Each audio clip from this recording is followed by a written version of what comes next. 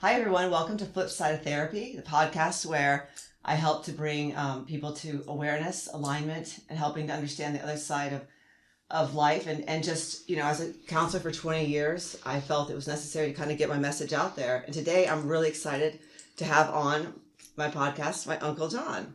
And John Kealey is an amazing, fascinating man. I'll tell you that. He's done so much.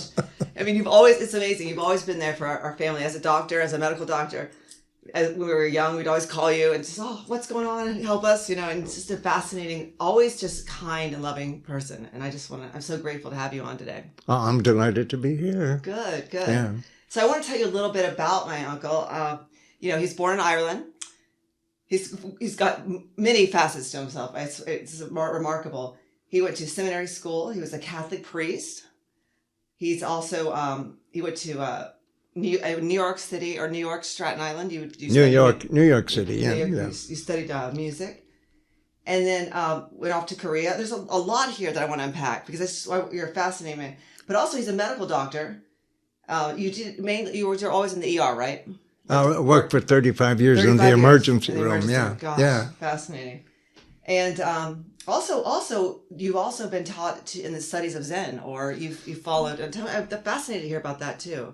Zazen, yeah. Yes. It's a Buddhist meditation practice, but it's not necessarily, when you practice Zazen, you're not necessarily becoming a Buddhist. Right. And, Zazen is not a religion. Right. It's a form of meditation, mindfulness, awareness. Yeah. That's what we're all about. Yeah, that's what we talk about here. I know with a lot of my clients, I talk about just the art of being still and mindfulness and meditation. I think that's something that we all need to learn to do more of. So tell me a little bit. I'd love for you to kind of take me through the history of how the transitions about how all this happened, how you went from a Catholic priest to a medical doctor to studying. I mean, it's fascinating. You're the grandfather of how many grandchildren? I have 6. 6 grandchildren. They're all beautiful, and a wonderful wife who's also a mental health counselor, and her name is Sally too. So I just think that y'all are a fascinating family. Yes, Sally is a Zen priest. Yes, my gosh. Yeah. Wow. So, yeah. And a teacher. Yeah. Golly, that's wonderful. I've been following a lot of Taoist principles, and I also use with my clients. I think it's I love that. The idea of just like I always quote that phrase, all is done and they're not doing, and all is said and they're not speaking. It's that idea of, allowance and finding your flow, finding that the middle way, and I think that's just a fascinating idea of how we should approach life. But tell me a little more about yourself. So I want to hear. Well, I was born in Ireland, and Ireland at that time, its national export was doctors, priests, and potatoes. Oh, wow. Okay. Wow. But that's just a right. little bit of humor. Right.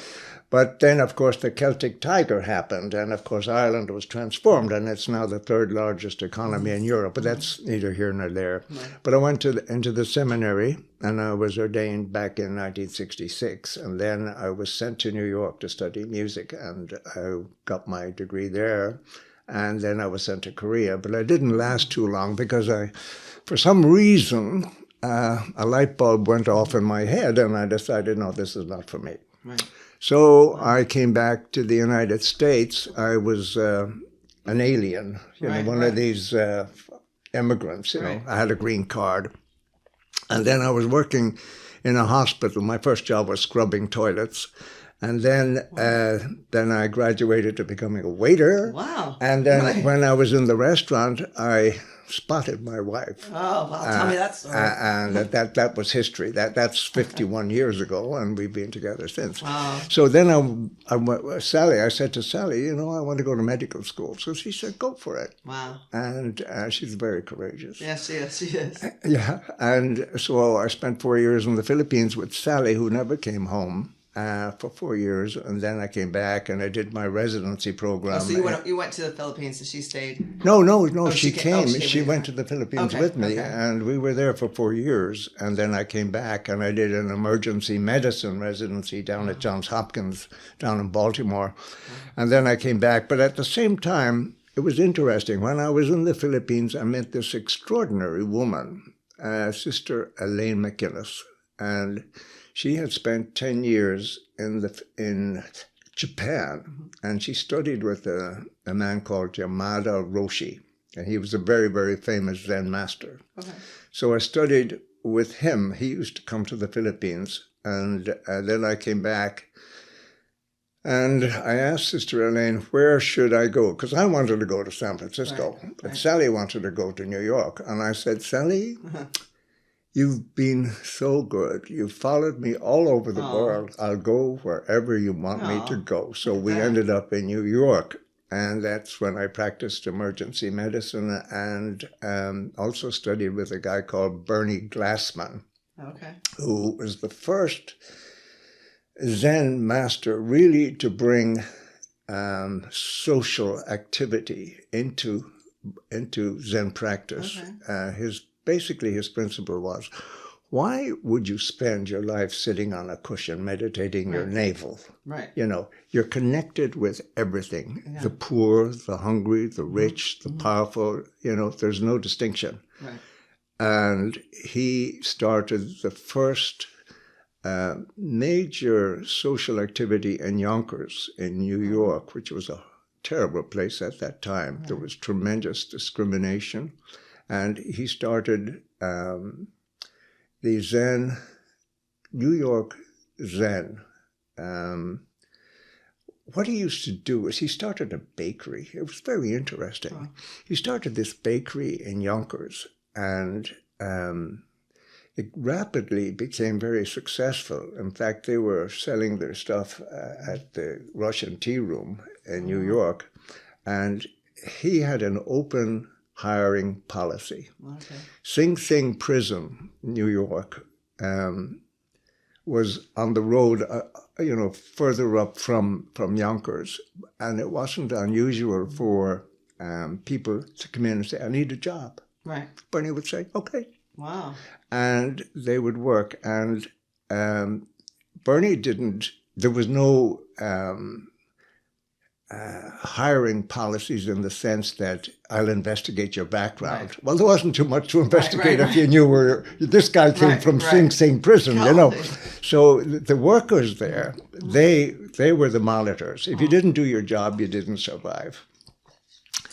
But I studied with Bernie, and then I've been doing Zazen for maybe 35 years, and then last June, about June 22, he made me a successor in his lineage. So that's awesome. What I have been doing. And also I do telemedicine. You know, I see patients online in telemedicine, and that is really nice because you get to spend time with them like I'm spending time with you. You know, you could be somebody on a screen in front of me, you know, and telling me what the issue is. It's amazing advancements. And we chat about it. It's really amazing the advancements. So hopefully I could help them. Sometimes I can't. I say, gee, you sound pretty bad. You need to go to the emergency room. Right. Yeah, so you gotta go. Right.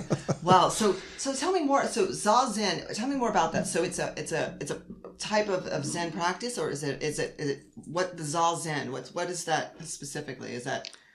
Well, let's put it very clear. Yeah. Are you your thoughts? No, I'm not. I'm the observer of my thoughts. But that's still you. I am looking at my thoughts. Right. I would say, gosh, you're putting me to the test here with okay, got it. So there's an observer. I always talk with my clients, like there's just consciousness, right?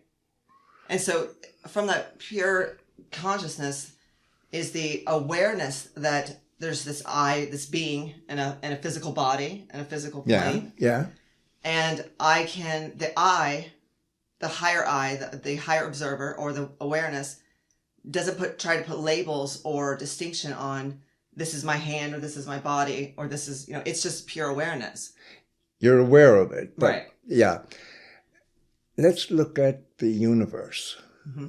There is an extraordinary energy in the universe. It's just energy. Mm-hmm. Energy. Now, it's interesting. In the Bible, it says, in the beginning was the Word, and the Word was with God. Right. Now, I don't particularly like to use the word God because it has been so misinterpreted. Yes. Okay, so let's call it energy. Mm. The energy that has created everything. So out of that energy came the universe. Right. The universe. And that energy is the same energy that's in you, mm-hmm. and that's in me. Right. Okay, so you're not your thoughts. No. But when you go into deep silence, you're not your thoughts. Mm-hmm. There's something more. Right. And we can't put a name on it. No, you can't. You can't describe it. You can't describe it. You know that there is something there, mm-hmm. and it's bigger than you. Yes. And that same energy that created you, yes. created a mosquito, mm-hmm. a rattlesnake, yes. Yes. or whatever, anything, yeah. A leaf, a snowflake. Every snowflake is different. Web of, yeah. Every human being, everything on this planet mm-hmm. is different. Yeah. It's different. But it is sustained, and it has its life form because of the yeah. energy that initially was in the universe. Yeah. And we are that energy. We are that energy. And it includes everything. You know, within me is love, anger, mm-hmm. jealousy. Mm-hmm. Everything is there. Because if I am the universe, right. And by that I mean if I contain the energy that is in the universe, everything is in me. There's a famous scene at the Eichmann trial in Israel. Eichmann was a member of the Nazi crowd, and he was responsible for the murder of so many millions of people. Wow. And he was taken from, I think it was Argentina or Brazil. I think it was Argentina.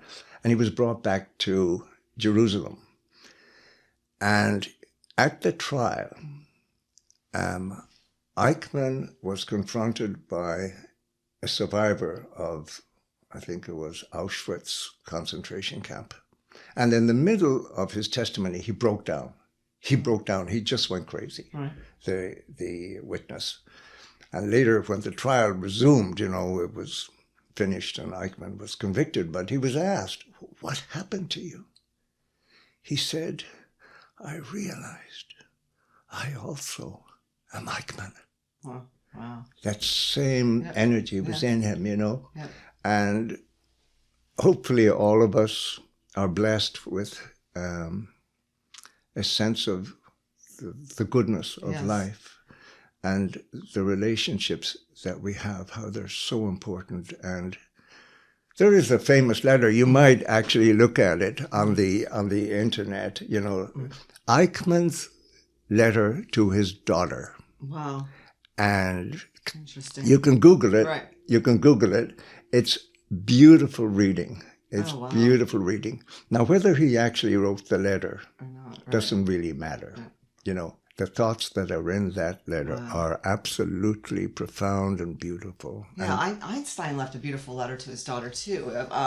There's this beautiful poem that he wrote to his daughter. It's really fascinating. That's another good one. But, in my practice, though, I teach a lot of clients about the duality and the idea that, yes, inside of us resides the dark wolf and the white wolf. The dark wolf is the one of anger, of greed, of hostility, and it resides in us. And the white wolf is one of kindness, love, compassion, but both must exist in us. Yeah. Because if we try to eliminate, it's kind of like the yin yang, the dark and the light. If we try to eliminate I want to eliminate that anger or whatever. Well, good. Guess what? It's going to rear its ugly head and it's going to come at you even more. Of course. Because it's the understanding we all have that in us. It's a totality. So when we can understand that, we start to feed the white horse, or the white wolf, but also understanding that the dark one plays a vital role too. Yes. And so then having compassion and having the ability to forgive others becomes so much easier because you see that in me resides all that is in another.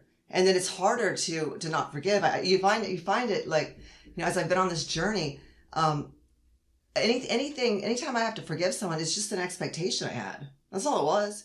I expected someone to do something for me, and then it doesn't pan out, so then I'm hurt. As if someone else is supposed to do anything for me. We right. start to get very clear and clean on this idea that I'm here and nobody owes me anything. Nobody has to do anything. It's my job.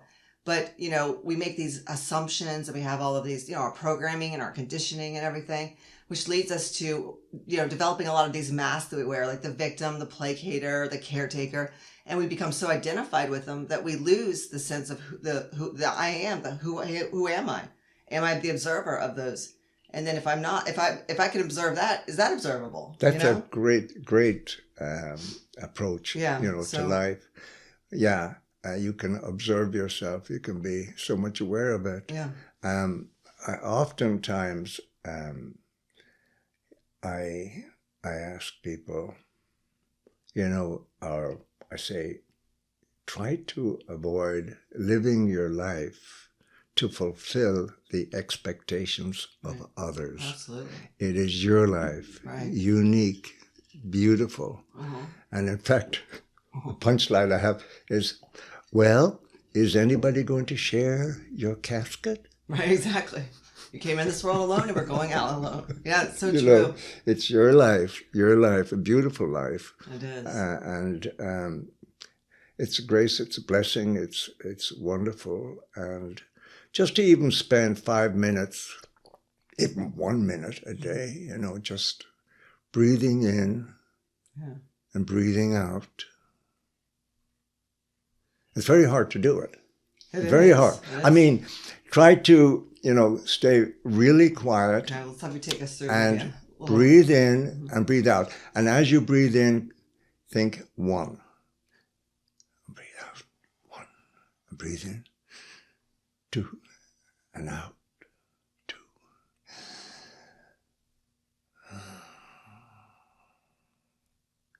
Yeah. You may not make it to 7. It's true.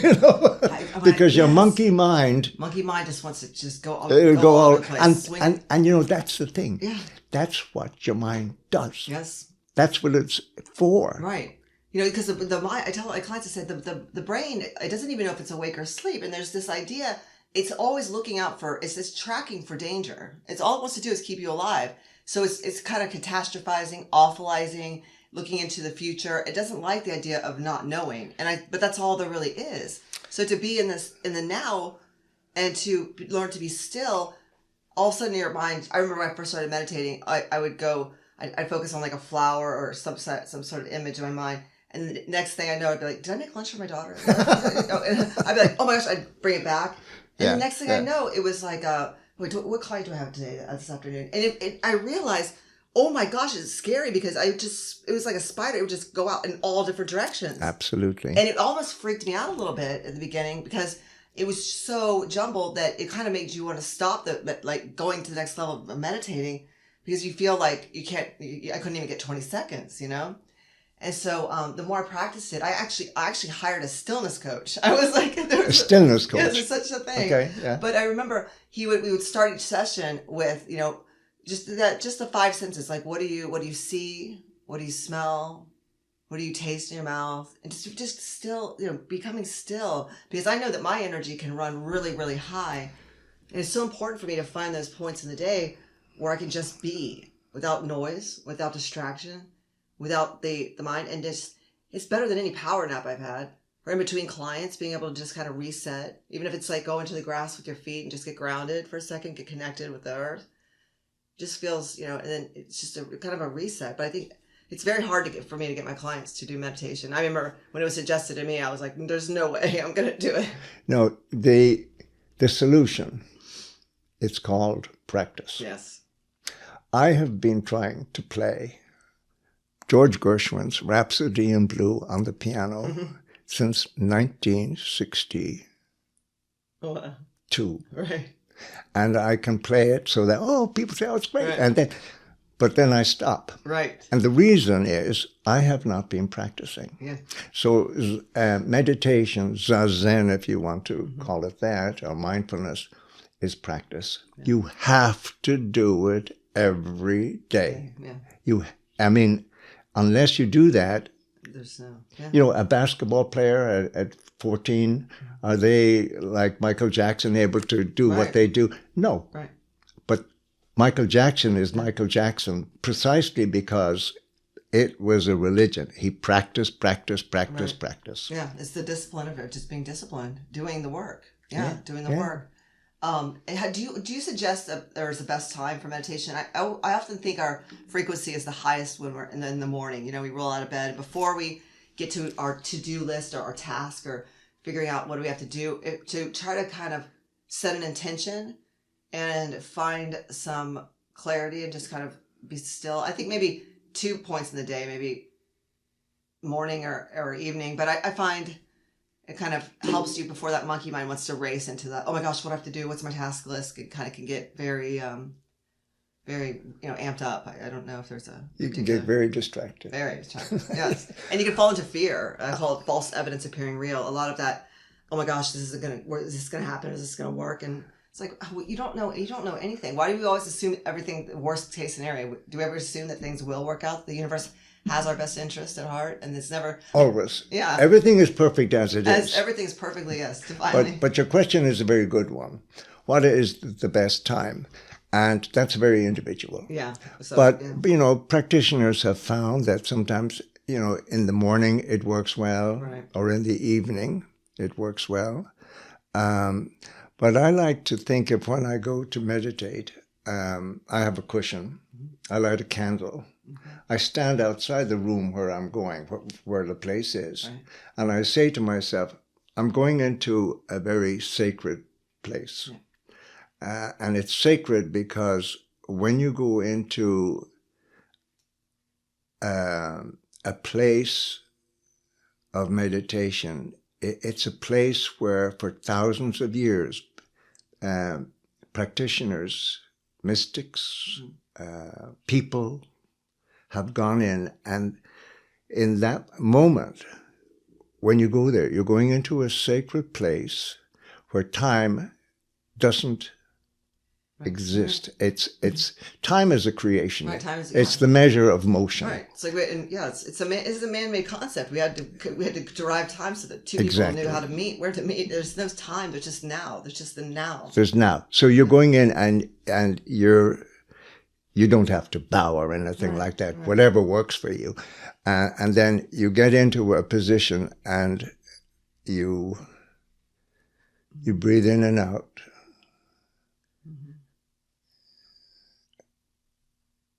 And then you may have a chant that you do. I like to do the one where it says, all evil karma ever caused by me since of old, on account of my beginningless. I always was, but I have now taken human form. Since my beginningless, on account of my greed, anger, and ignorance, born of this body, mouth, mind, I now atone for it. And atonement is not, I'm not beating my breast. Right. Oh my God, why did I do that? Why did I do that? Atone means being at one. Right. I am John Kealey, and I really screwed up. And I did this, and I did that. Yeah, that was me. That is the energy that was in me. Yeah. Not as bad as I command, whatever, Right. But I now accept that. I am me. Right. And I'm one with that. And then, at the same time, it doesn't mean you've got a license to go off and do whatever you want. There are the guidelines. Right. There's the, you mentioned them earlier, the Tao principles. Right. Yeah, just I was studying just the idea of the Wu Wei or the middle way. Yeah. It's the stillness in the storm. It's being able to just be the observer and not judge the process, not judge the idea that there's any bad or good. It just is. Right. And when you do that, that's when I find I find that my intention every day is to just be kind and loving to myself and others. And when I do that, it's just life becomes a lot easier. There's no need to get in someone else's lane and tell them what they should do or think or be, right? And you just realize it's none of my business. You just realize it's really none of my business. And so even with clients, if they come with a presenting problem, I'm sitting there to hold the space for them, but I have to be very mindful not to tell them, it's not my job to tell them what they should do or not do, but they're kind of looking for tell me what to do. And I'm like, that's your journey. That's the journey you have to do. But I can be a mirror as we're how do we figure ourselves out? I can't tell you to go to a forest and go to a tree. The tree's going to be like, I don't know who you are. We have to go to another human being. So how we understand ourselves is through others, bouncing off but also understanding there is no differentiation between you and I. If I could say, you are, if I say, when I look at you, you are God and I am God too. Right. That's the idea, is that we all come from divinity. We all come from that space. That energy. Of energy, right. That energy. Yeah. And so so it's so hard to delineate good, bad, right, wrong. It's just like it's a spectrum, a continuum. And it just becomes very simple that the goal here is just be kind, just kind and loving. And you want to find ways to be like that with other people. It's a kind of a stay in my own lane. I realize it becomes very simple. My job is to kind of mind my own business, stay in my own lane, be of service to others, right, and compassionate, and also keep turning things over. I love the Four Agreements by Don Miguel Ruiz. I think I give my clients that book. The Four Agreements. Four Agreements. Yeah, it talks about the domestication of humans and how we come into this world, and then we're domesticated by our families, by religion, and all those other things. So we kind of go to sleep, and then through these Four Agreements, where he says, be impeccable with your word. Nothing in life is personal. Which one? That one really blew me away. That one really blew me away. Don't make assumptions and always do your best. And it was just a powerful book, and I always suggest it with my clients.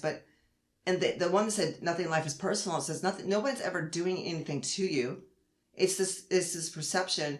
We personalize everything, and we think, he gives the example, if a stranger's walking down the street and they say, "Hey, you're so stupid," and you're like, "Oh, I can't believe he knows." Like, no, he doesn't know. Yeah, he doesn't. Can't believe that. He doesn't know, right? He doesn't know. But there's something inside of you that feels you are inadequate or not that smart. You're going to drink everybody who just is spilling out poison. You're just going to gobble it up. Yeah. And so then you take that to people it's more like your family members or loved ones. When they tell you you're not good at this or good at that, that's just a projection of how they feel about themselves. So everybody's projecting their own without awareness. And it's like, wait, don't forget to check it back in with yourself and be like, hey, people are saying this about me, but that's not the truth. And so we learn to kind of it's been a fascinating walk and journey to try to not personalize things. I remember one time I was working in the emergency room and this nurse came to me. She was in tears. Mm-hmm. And I said, "What happened?" Right. And she said, "Oh, Dr. So-and-so, he kind of did this and that." I said, "Daisy, don't feel special." Right. He does that to everybody. Right. Yeah. I call that being right-sized. Right. I remember talking about, your monkey mind. There's a great story. Two Zen monks, they're walking and they come to a river. And of course, in their tradition, you may not have contact with a woman, etc., whatever that means. But anyway, this woman couldn't get across the river. Yeah. And there was a young monk and there was an old monk. So the old monk picked up the lady and carried her across the river, put her on the other side, and then they kept going. After about maybe 15 minutes, the young monk says to the old monk, "I can't believe you did that. You violated all of our vows." He said, "I left her at the river half an hour ago. Right. You're still carrying her in your head." Yep. Yeah, wow, that's a great one. Yeah, that makes sense. Yeah, this idea, of letting go. Yeah, wow, that's amazing. Yeah. So there's so much there, just to teach ourselves and to learn. I love Zen. I love the basic principles. It wasn't. I know Taoism came up upon the time of the Confucianism, or was kind of brought around the time when, in the age where it was. I love that idea that they say the best ruler is the one who leads his men that they don't even know there's a leader. There's the one leading. The second best is to have your men love you and care and want to follow you because they love you. And the third is out of a dictatorship or just a strong, it's just that idea of less is more, all is done than not doing.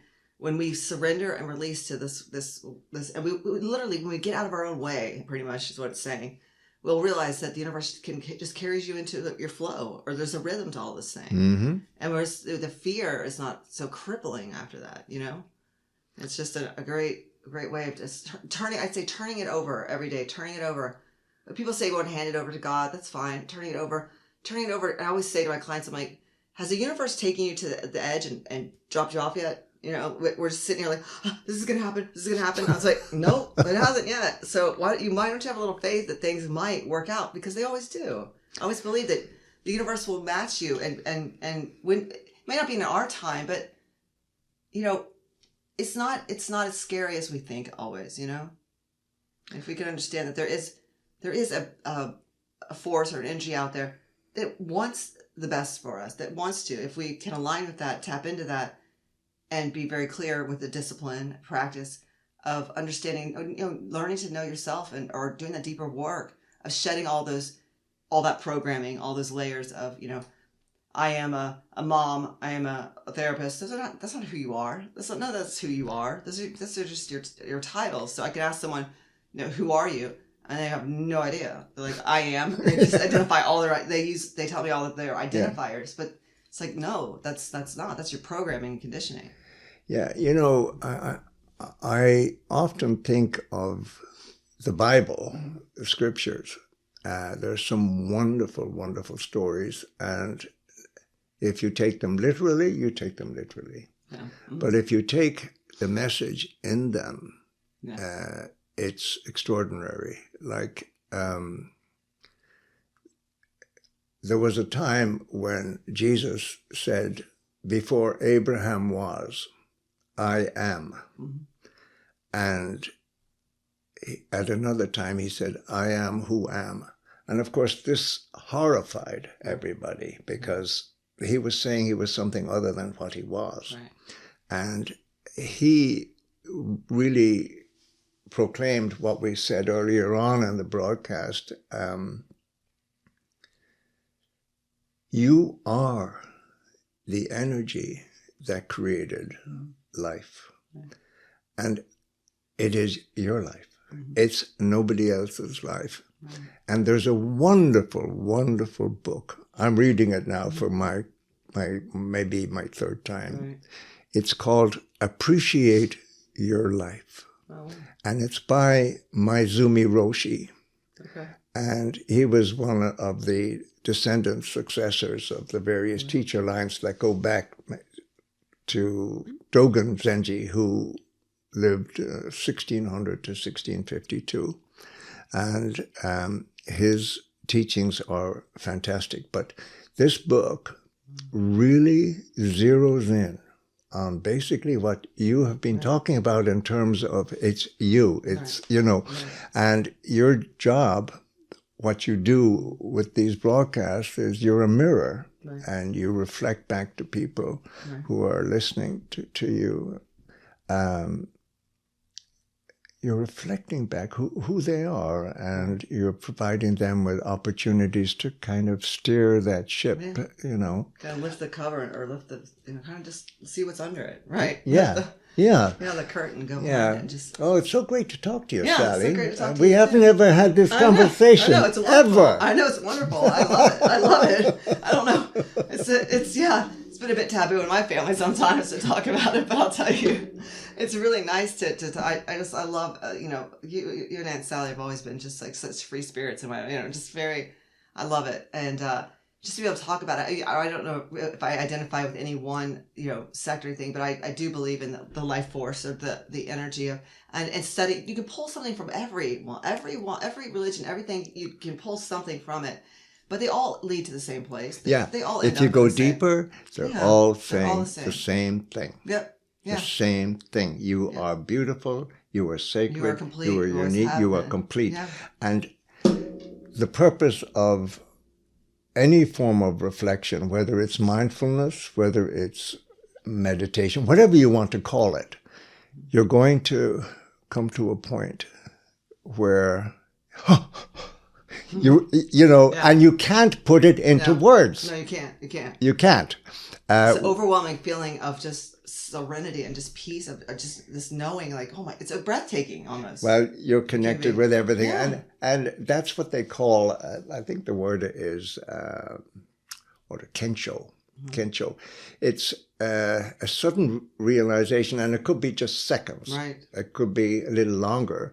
But you can't live your life like, I'm in this moment. Right. I'm eating ice cream, and someone is creating a disturbance, whatever. Right. Somebody's trying to grab your kid. Right. You know, and that's why practice in the quiet solitude of your sitting meditation, that all is not present. Right. Unless there's a fire and I smell smoke. better move. Right, but it's beautiful. Yeah. Gosh, well, this has been wonderful. So thank you.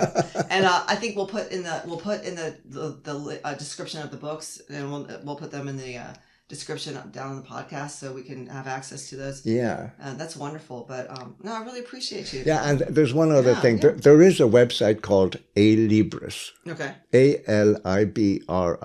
Okay. Now, if that particular book I mentioned, you look at it, it's about $20. Okay. I just ordered it yesterday for $1.69. Oh, nice. Yeah, I mean, the whole thing, you could get it for $7 or $8, including postage. Wow. Are they is it like a used books? They're used books, but I just got one last couple of weeks ago, and it was in perfect condition. Yeah, I get mine on Thrift Books. It's a website too, used books, but that's a lot cheaper than it's very, very good. Why would we buy new books today when there's so many wonderful sites out there you can buy used books but this has been wonderful. So thank you for coming on. Oh, I loved it. Yes, thank you. I've never done this. I know. So we'll have to do it again. I'll have to stream you from New York and we'll do another talk. Thank you for listening. Yeah, thank you. All right. Take care.